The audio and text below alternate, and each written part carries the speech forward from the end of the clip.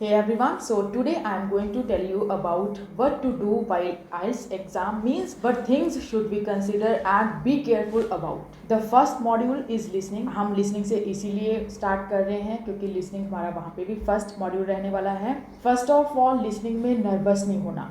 जब हम नर्वस होते हैं ना उस टाइम हमारी कंसंट्रेशन नहीं लग पाती, मीन्स हम फोकस नहीं कर पाते. और सेकंड, हेडफोन्स को अच्छे से देख लेना, क्योंकि कई बार क्या होता है हेडफोन में पहले तो आवाज़ आ रही होती है लेकिन बाद में कई बार एक हेडफोन वर्क करना बंद कर देता है. तो पहले हेडफोन्स को ध्यान से देख लेना कि वर्किंग है या नहीं.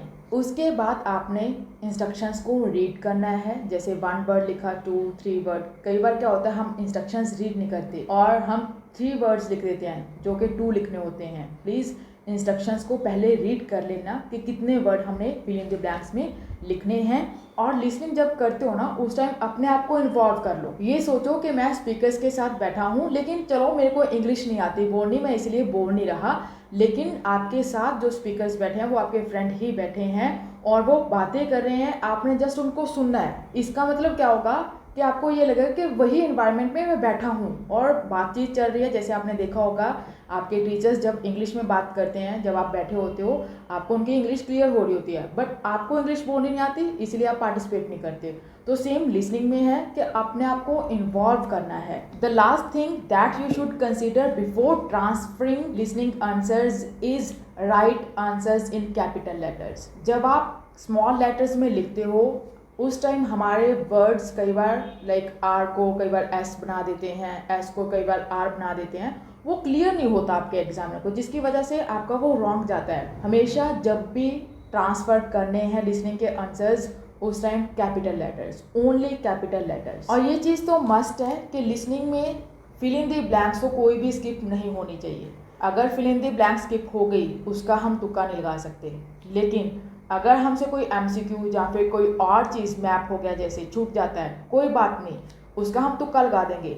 लेकिन अगर आपसे फिलअप्स छूटती हैं देन आपके पास कोई ऑप्शन नहीं रहेगा, फिर आपको वो ब्लैंक छोड़ना पड़ेगा. The next module is reading.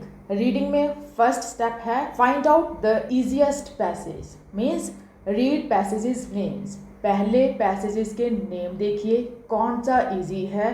फिर कई बार पता क्या होता है, हमारी हैबिट है कि हम फर्स्ट सेकंड थर्ड ऐसे करते हैं, लेकिन आपने जैसे +1 +2 ठीक है डिग्रीज में एग्ज़ाम दिए हैं, कभी भी हम ऐसे नहीं है कि 1 2 3 4 5 ऐसे करते हैं. नहीं, हम पहले वो आंसर लिखते हैं जिसका हमें प्रॉपरली आंसर आता है, क्योंकि हमने एग्जामिनर को इम्प्रेस करना है. वैसे ही यहाँ पर है, जो क्वेश्चंस इजी हैं प्लीज़ पहले उनको सॉल्व कीजिए. पहले ईजिएस्ट पैसेज ढूंढा, फिर उसके बाद आपने इजी क्वेश्चन ढूंढे. जैसे सपोज करो फर्स्ट पैसेज इजी है, आपने स्टार्ट किया उसको करना, फर्स्ट ट्रू फॉल्स है. जब आपने फर्स्ट स्टार्ट किए 1 to 5 सपोज ट्रू फॉल्स हैं, उसमें आपने जब फर्स्ट स्टार्ट किया क्लियर नहीं हुआ, कोई बात नहीं, टाइम वेस्ट नहीं करना. कई बार ये होता है हम सीरियल वाइज करना स्टार्ट कर देते हैं.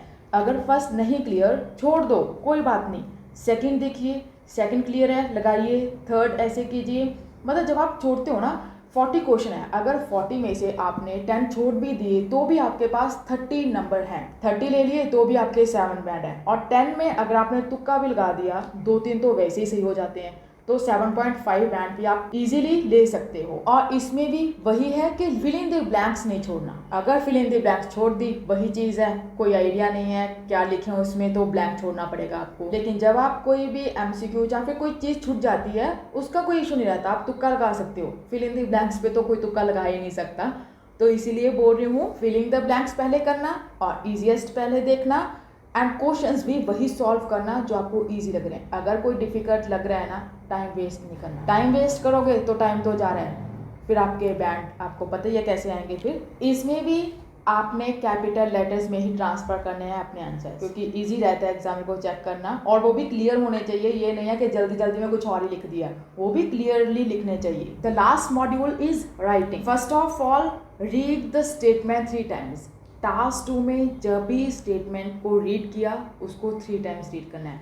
फर्स्ट टाइम हमें कुछ और समझ आता है, सेकंड टाइम थोड़ा सा अच्छे से क्लियर आता है, लेकिन थर्ड टाइम्स क्लियर हो जाता है. और क्वेश्चन की डिमांड देख लेना, कई बार हम कॉजेज एंड सोल्यूशन पूछे होते हैं, हम प्रॉब्लम सोल्यूशन कर देते हैं. कई बार प्रॉब्लम सोल्यूशन पूछे होते हैं, हम उसको रीज़न सोल्यूशन कर देते हैं.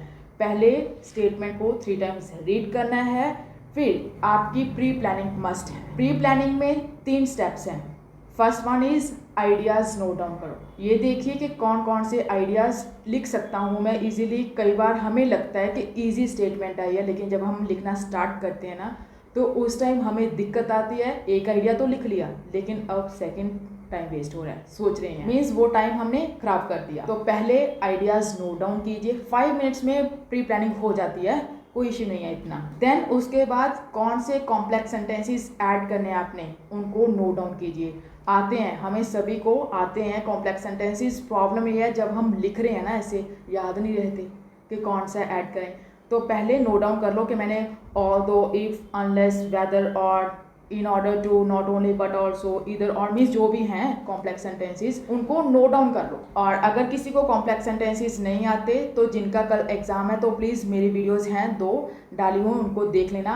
8 स्ट्रक्चर्स मैंने खुद बता दिए हैं वहाँ पे, और वो भी टोटली फ्री ऑफ कॉस्ट है। थर्ड स्टेप रहेगा आपका वोकैबुलरी नोट डाउन करनी है। जो आपको टॉपिक आया है उसके रिलेटेड जो भी आपको वोकैबुलरी के अच्छे वर्ड्स आते हैं नोट डाउन कीजिए। ये मेरे को पता है आते होते हैं सब कुछ, कॉम्प्लेक्स सेंटेंसेस भी आते हैं। प्रॉब्लम हमें क्या आती है, जब हम लिख रहे हैं ना टाइम भाग रहा है और हमारे माइंड से सब कुछ स्किप हो जाता है। लेकिन जब आपके सामने चीज़ लिखी होगी ना, जब आप अपने क्वेश्चन शीट पे देखोगे तो वो सामने दिखती रहेगी और आप ऐड करते रहोगे उस चीज़ को। All the best everyone. I hope कि आप सभी अच्छे बैंड लेकर आओगे। एंड जो चीज़ें मैंने बताई हैं प्लीज़ कंसीडर करना है इनको, ये मस्ट हैं, क्योंकि जो न्यू स्टूडेंट्स होते हैं उनको नहीं पता कि कैसे वहाँ पे होता है, तो वो थोड़े से नर्वस होते हैं। इसकी वजह से be careful. Thank you so much for watching. Keep supporting, keep loving.